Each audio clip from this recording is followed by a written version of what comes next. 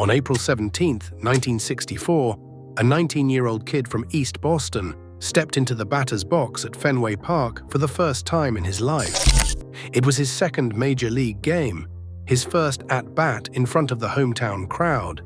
The pitcher threw. The kid swung at the first pitch he saw, and yes, it is a home run. First pitch. First at-bat at Fenway Park. 19 years old. The crowd went insane. A local legend was born. 3 years later, a fastball to the face nearly killed him. He went blind in one eye. Doctors said he would never play again. He came back and hit 36 home runs. Then his vision failed again. Then he had a heart attack that left him trapped inside his own body for 8 years. Then he died at 45. No player in baseball history had a higher ceiling stolen from him more brutally than Tony Conigliaro. He was the youngest home run champion in American League history. He was on pace for 500 career home runs. He was a local boy playing for his hometown team in front of the people he had grown up with. And a single pitch took it all away. This is the story of Tony C., the kid from East Boston who hit the first pitch he ever saw at Fenway Park for a home run. The man who came back from the dead. And the tragedy that baseball has never forgotten. Anthony Richard Conigliaro was born on January 7, 1945, in Revere, Massachusetts, a working-class city just north of Boston. His parents, Sal and Teresa Conigliaro, raised 3 boys, Tony, Billy, and Richie. The family moved several times during Tony's childhood, from Revere to Orient Heights in East Boston, then to Swampscott and Nahant on the North Shore. But it was East Boston where Tony fell in love with baseball. The family home was directly across the street from a ball field, and from the moment he could walk, Tony was out there. Tony recalled that he would get up every day, put on my sneakers, asked my mother to tie the laces for me, and ran out the door to the ball field across the street from my house. That is all I wanted to do. I was there so much that the other mothers in the neighborhood began saying my mother was not a very good one because she let me stay out there all that time. His brother Richie remembered pitching to Tony in the parking lot of Suffolk Downs racetrack, which sat just below their East Boston home. One day, Tony hit a line drive right back at Richie's forehead. Richie said he went down for the count. Tony was a natural athlete who excelled at everything he tried. At St. Mary's High School in Lynn, Massachusetts, he was a 3-sport star who dominated every field he stepped onto. He played starting quarterback on the football team and led St. Mary's to a Thanksgiving Day victory over their larger public school rival, a game that the entire town turned out to watch. He set the school's basketball scoring record with 417 points in his senior year. And on the baseball diamond, he was in a class by himself, hitting over 600 in both his junior and senior seasons while also pitching his team to 16 victories. The professional scouts started showing up during his junior year. They came to watch a pitcher from a rival school named Danny Murphy, who was being scouted by every organization in baseball and would eventually sign with the Chicago Cubs for a 6-figure bonus. But Tony went 3 for 4 against Murphy that day, lacing line drives all over the park, and suddenly the scouts forgot why they had come. By the time Tony was a senior, every team in baseball knew his name. After graduation, Tony played in the Hearst All-Star Game at the Polo Grounds in New York City, following in the footsteps of Boston legends like Harry Aganis and future teammates Billy Monbouquet and Gary Bell. In September of 1962, the Boston Red Sox signed the 17-year-old Conigliaro for a $20,000 bonus. A local kid playing for the local team. It was the kind of story that only happens in baseball. Tony spent exactly 1 season in the minor leagues. In 1963, playing for Wellsville in the New York Penn League, he hit .363 with 24 home runs in just 83 games. He was 18 years old and already hitting like a major leaguer. The Red Sox had seen enough. They were not going to make this kid wait. The following spring, Tony Conigliaro made the big league roster. He was 19 years old. His major league debut came on April 16, 1964, at Yankee Stadium against the New York Yankees. He went 1 for 5. Not a bad start, but the next day, the Red Sox returned to Fenway Park for their home opener, and Tony Conigliaro announced himself to the world. First at bat, first pitch, home run over the Green Monster. The ball cleared the famous left field wall and landed on Lansdowne Street, the narrow road behind the park where only the longest home runs reached. The crowd erupted. The Kennedys stood and applauded. Tony Conigliaro was home. He finished his rookie season hitting .290 with 24 home runs and 52 runs batted in. Those 24 home runs set a record that still stands today, the most home runs ever hit by a teenager in Major League history. No teenager had ever hit 20 before Tony. Only Bryce Harper and Juan Soto have joined him in the 20 home run club for teenagers since, and neither matched his 24. At 19 years old, Tony Conigliaro was already a star. In 1965, Tony took his game to another level. He hit 32 home runs to lead the American League. He was 20 years old. That made him the youngest home run champion in American League history, a record that still stands more than 60 years later. Not Mickey Mantle, not Kaline, not Bryce Harper or Mike Trout or any of the prodigies who have come along since. Tony Conigliaro. He also drove in 82 runs and scored 82 runs while playing in 138 games. The season was not without pain. A pitched ball cracked his wrist, and the injury bothered him for weeks. But Tony played through it. He always played through it. He crowded the plate, standing so close to home that his jersey practically hung over the strike zone. Pitchers had no choice but to throw inside to establish the inner half, and Tony dared them to hit him. Johnny Pesky, who had managed Tony in his earliest days with the Red Sox, described his approach. He was fearless of the ball. He would just move his head, like Ted Williams did.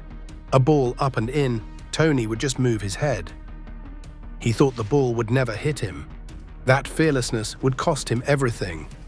In 1966, Tony hit 28 home runs with 93 runs batted in, finishing in the top 10 in the American League in home runs, triples, total bases, RBI, and OPS.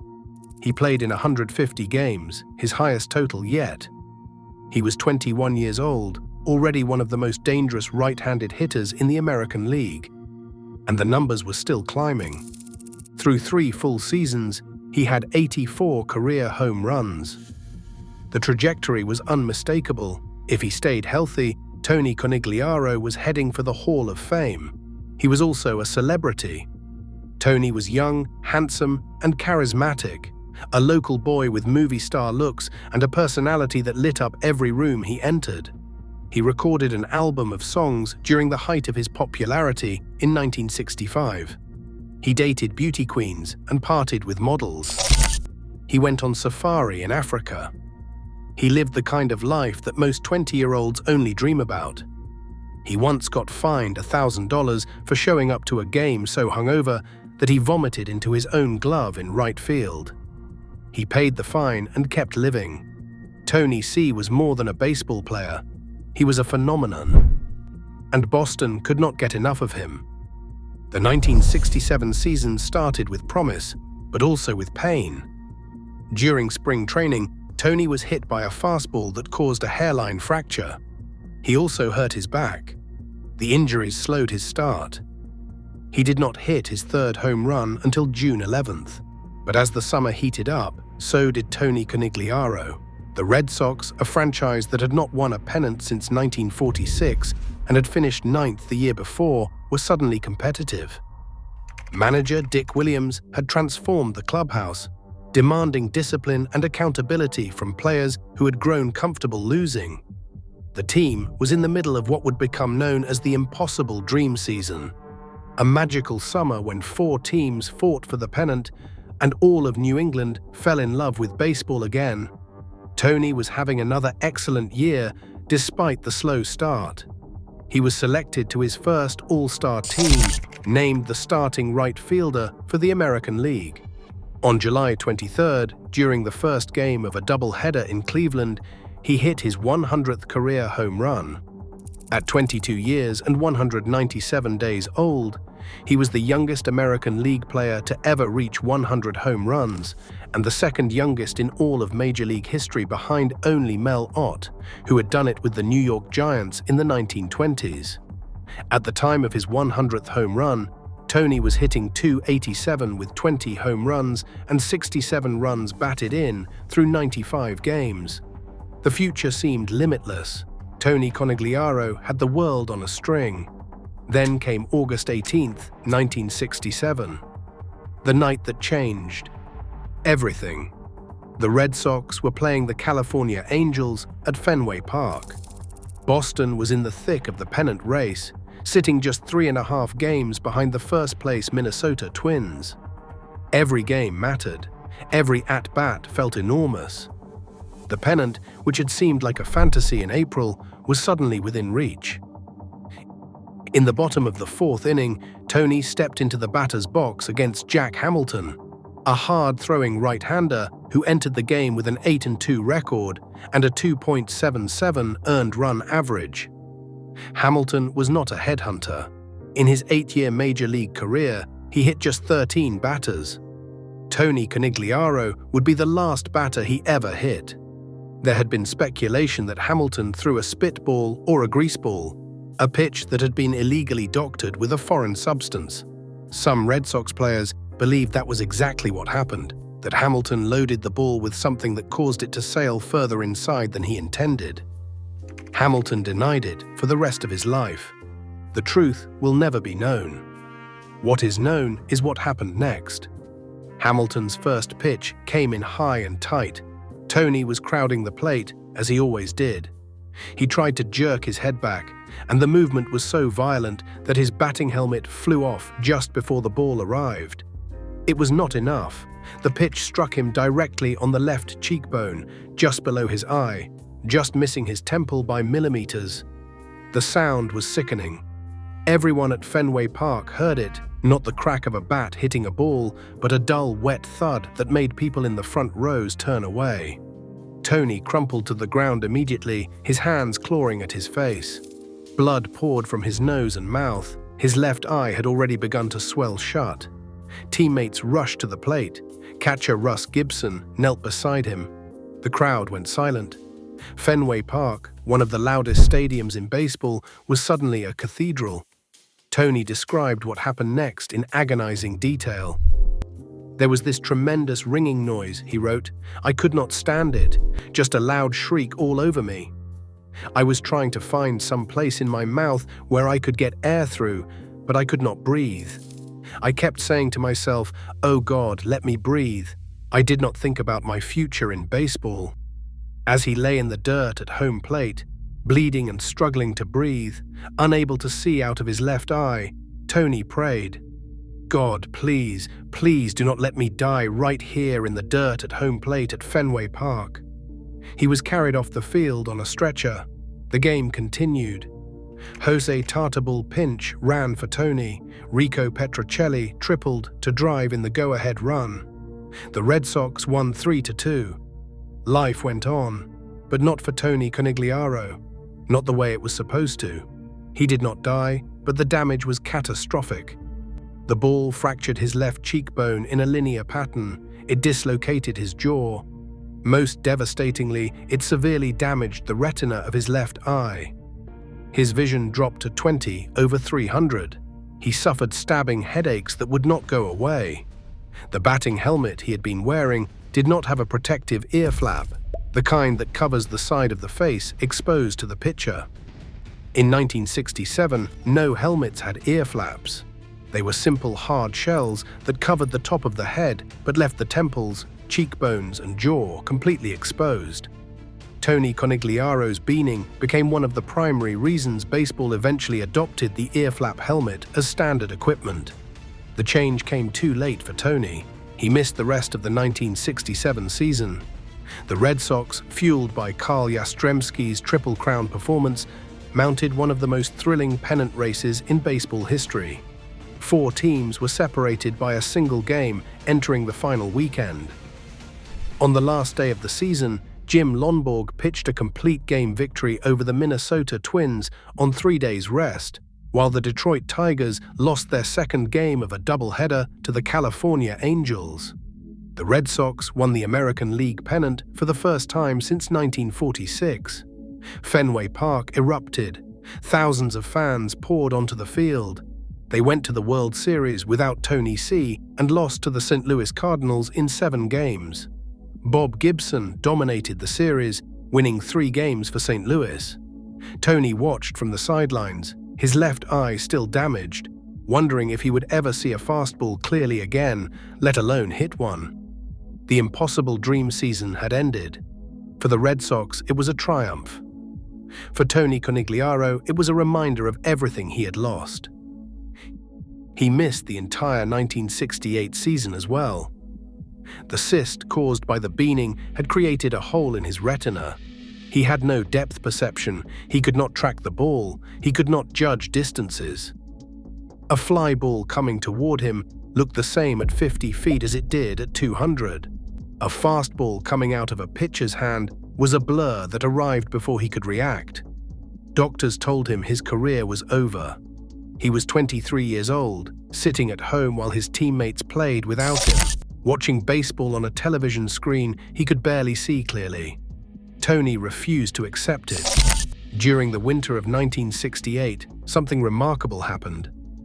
His vision began to improve. Not fully, not perfectly, but enough. The eye started healing in ways the doctors had not expected. By spring training of 1969, Tony Conigliaro announced he was coming back. Sports Illustrated captured the moment.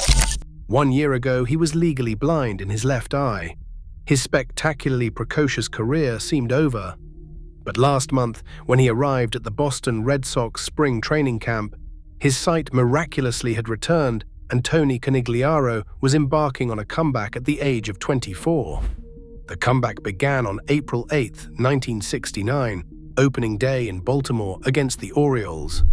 Tony was in the starting lineup for the first time in nearly 2 years. Over 600 days had passed since the beaning.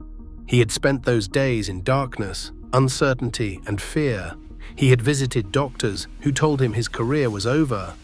He had stared at eye charts until the letters blurred into nothing. He had wondered if he would spend the rest of his life as a cautionary tale. Now he was standing in the batter's box again. The game went to extra innings with the score tied. In the bottom of the 10th inning, Tony Conigliaro stepped to the plate against the Orioles and hit a 2-run home run. The ball left his bat and sailed into the Baltimore night, and in that moment, everything that had happened on August 18, 1967, was answered. He was back. He scored the winning run 2 innings later. The Red Sox won 5-4.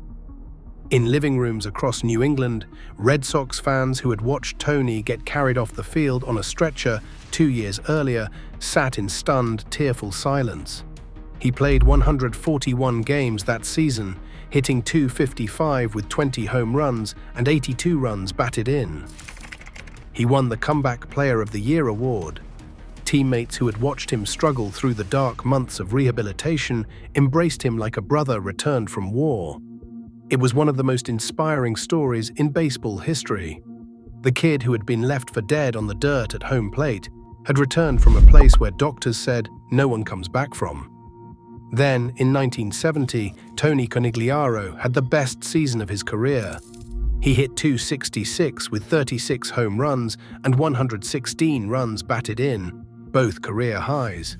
He was 25 years old. He was hitting the ball harder and farther than he ever had before.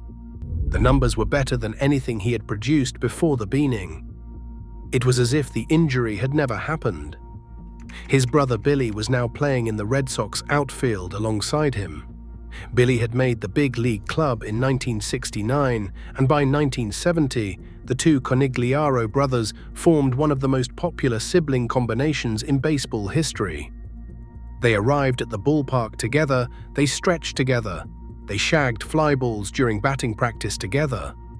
Boston fans adored them. On September the 19th, both Tony and Billy homered in the same game, an 11-3 rout of the Washington Senators at Fenway Park. The hometown fans gave them a standing ovation that seemed to last forever. Two local boys, brothers, hitting home runs for the Red Sox. It was the kind of moment that makes people fall in love with baseball. At 25 years old, with 166 career home runs, Tony appeared to have fully overcome the beaning. If he could maintain this pace for another decade, 500 career home runs was not just possible. It was likely. The Hall of Fame was back on the table. The future was bright again. It was not. On October 11, 1970, the Red Sox traded Tony Conigliaro to the California Angels in a 6-player deal. The trade stunned Boston. Fans were furious. Radio stations were flooded with calls from listeners who could not believe the Red Sox would trade the most popular player in franchise history. A man who had come back from a career-ending injury to have the best season of his life. Billy Conigliaro publicly blamed Carl Yastrzemski for orchestrating the move, claiming Yastrzemski wanted to protect his own position in left field rather than see the team shuffle its outfield to accommodate both Tony and Yaz. The accusation created a controversy that divided the Red Sox clubhouse and lingered in Boston sports circles for years. Whether Billy's claims were accurate remains debated, but the bitterness was real. In a cruel twist that seemed almost designed by fate, one of the players the Red Sox received in the trade was pitcher Ken Tatum. Just months earlier, Tatum had hit Baltimore's Paul Blair in the face with a pitch, causing multiple fractures that required reconstructive surgery. The Red Sox had traded a beaning victim for a pitcher involved in another beaning. The symbolism was not lost on anyone. Tony reported to the Angels for the 1971 season, determined to prove the Red Sox wrong. Almost immediately, his vision deteriorated. The blind spots returned. His depth perception vanished. He could not pick up the ball off the pitcher's hand the way he once had. Pitches that he would have crushed 2 years earlier now sailed past him or caught the end of the bat for weak ground balls. He hit just .222, with 4 home runs and 15 runs batted in over 74 games. In July, he went on the disabled list. The doctors examined his eyes and confirmed what Tony already knew. The retinal damage from the beaning was progressive. It was not going to get better. It was going to get worse. At the end of the season, he retired. He was 26 years old. He should have been entering the prime of his career. Instead, he was walking away from the game forever, or so he thought. Tony tried one more time. In 1975, the Red Sox offered him a minor league contract. He was 30 years old. He had been away from the game for nearly 4 years. His eyes had not improved, but Tony Conigliaro was not the kind of man who gave up easily. He had already come back from the dead once. Why not try again? He reported to Triple-A Pawtucket, the Red Sox's top minor league affiliate, and worked his way back into playing shape. The Red Sox called him up to the big league club as a designated hitter. In 21 games, he hit .123 with 2 home runs and 9 runs batted in. The magic was gone. The bat speed that had once sent baseballs screaming over the green monster was diminished. The eyes that had once tracked fastballs with surgical precision could no longer see them clearly. It was painful to watch. On August 21, 1975, Tony Conigliaro retired from baseball for good. This time, he knew it was final. He was 30 years old, with 166 career home runs and a lifetime of what-ifs. The Red Sox went on to reach the 1975 World Series, the one where Carlton Fisk hit his famous walk-off home run in Game 6 against the Cincinnati Reds. They lost to the Big Red Machine in 7 games. Once again, Tony C. watched from the outside as the team he loved played in October without him. After baseball, Tony stayed connected to Boston. He ran a nightclub with his brother Billy that became a popular hangout on the Boston social scene. He transitioned into broadcasting, working as a sports anchor at television stations in Providence, Rhode Island, and San Francisco, California. He was a natural on camera, the same charisma that had made him a star at Fenway Park, translating smoothly to the television screen. He remained one of the most beloved figures in the Boston sports landscape. Years after his last game, people still recognized him everywhere he went. When he walked into a restaurant in the North End or a bar in Southie, people still called him Tony C and asked him about the beaning, about the comeback, about the home run on opening day in Baltimore. He handled every conversation with grace.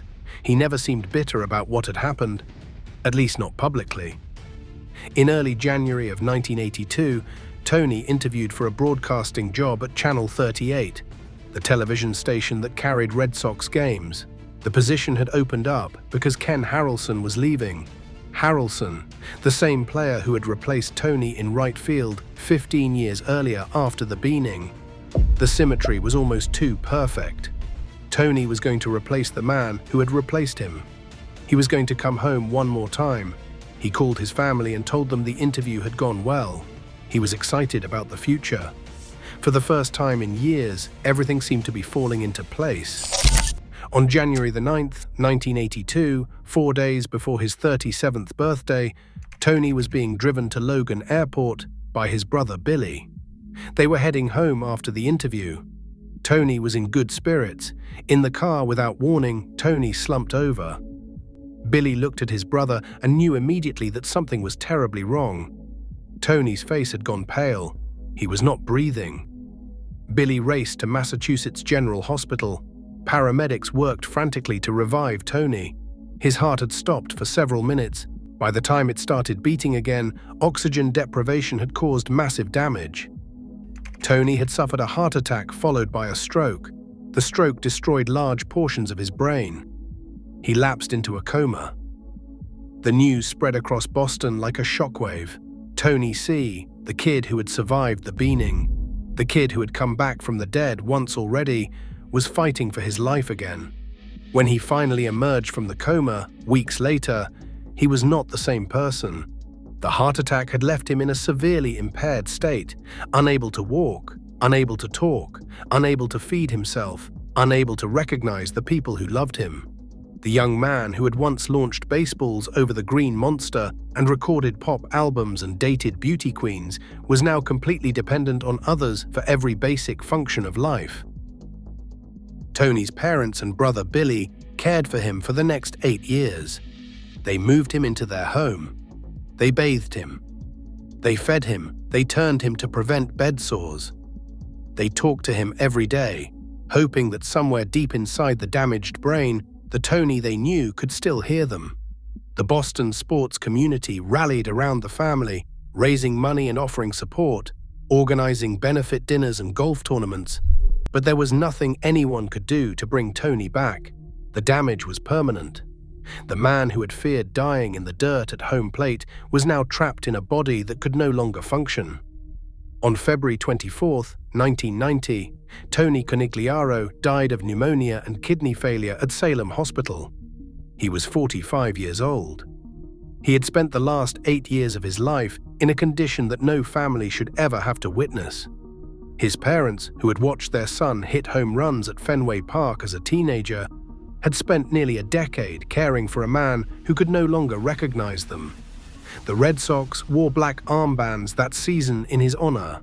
They won the American League East that year, and many players said Tony C was on their minds throughout the summer. In 1995, Tony was inducted into the inaugural class of the Boston Red Sox Hall of Fame, alongside Ted Williams, Bobby Doerr, Joe Cronin, and Carl Yastrzemski. He belonged in that company. Major League Baseball created the Tony Conigliaro Award in his memory, given annually to the player who best overcomes adversity through the spirit, determination, and courage that were the trademarks of Tony C. Past recipients include Jim Abbott, the one-handed pitcher who threw a no-hitter, John Lester, who returned from lymphoma to pitch the Red Sox to a World Series, and R.A. Dickey, who reinvented himself as a knuckleball pitcher after years of failure and won a Cy Young Award. Every winner carries a piece of Tony's story with them. The award is a reminder that baseball is bigger than statistics. and that some stories matter more than numbers ever could. In 2020, St. Mary's High School in Lynn retired Tony's jersey number 12 and unveiled a portrait of him in the lobby of the school gymnasium, which was renamed the Tony Conigliaro Gymnasium. Tony Conigliaro played just 876 Major League games. He hit 166 home runs. He drove in 516 runs. He batted .264 for his career. Those numbers are modest by Hall of Fame standards, but numbers do not tell the story of Tony Conigliaro. The story is a 19-year-old kid hitting the first pitch he ever saw at Fenway Park for a home run. The story is the youngest home run champion in American League history, a record that still stands. The story is 100 career home runs before his 23rd birthday, a pace that only Mel Ott had ever matched. The story is a fastball to the face on an August night in 1967. The story is a prayer whispered in the dirt at home plate. The story is a doctor saying you will never play again. The story is a 2-run home run on opening day, 1969, that proved the doctor wrong. The story is 36 home runs in 1970, the best season of his life. At 25 years old, with his brother playing beside him. The story is a trade that broke Boston's heart. The story is a vision that faded until the baseball disappeared into darkness. The story is a heart attack in a car on the way to the airport. A brother who could not save him. 8 years of silence, and a death at 45. Tony Conigliaro was the youngest, the fastest, the most promising. He was a local kid who played for the local team and became a local legend before he was old enough to vote. He had the swing, the power, the charisma, and the fearlessness to become one of the greatest players in Red Sox history.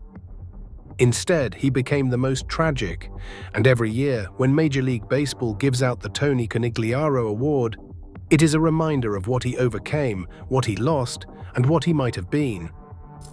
Tony C., the kid from East Boston, the first pitch, over the wall, the prayer in the dirt. Like and subscribe for more baseball documentaries. Until next time.